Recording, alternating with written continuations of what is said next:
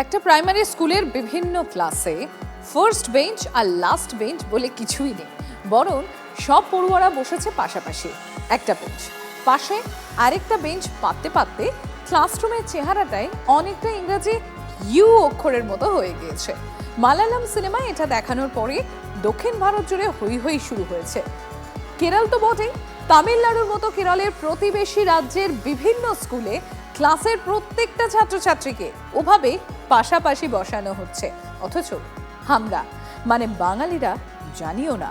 সৌমিত্র চট্টোপাধ্যায় যেমন অতগুলো বছর আগে আমাদের মন থেকে ভালো আর মন্দের দ্বন্দ্ব মুছে দিতে চেয়েছিলেন, তেমনি বেশ কয়েক বছর ধরে ক্লাসরুমে ভালো খারাপের পার্থক্যটা মুছে দেওয়ার চেষ্টা করছে আমাদের রাজ্যেরই একটা স্কুল, বলা ভালো একটা সরকারি স্কুল।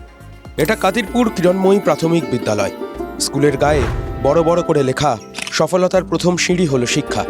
আর দুপা হেঁটে স্কুলের দালানে উঠলে দেওয়ালে চোখে পড়বে ছবি সহ লেখা, মিলেমিশে থাকাতেই আমাদের সুখ, আমরা হাসি খেলি পড়ি আর শিখি। এ যে নেহাত কথার কথা নয়, সেটা মালুম হবে আর একটু কষ্ট করে ক্লাসরুমে পা রাখলে। একটু যারা নিচু ক্লাস, তারা বসে আছে শতরঞ্জিতে ক্লাসরুমের দেওয়াল ঘেঁষে, পাশাপাশি গা ঘেঁষাঘেঁষি করে।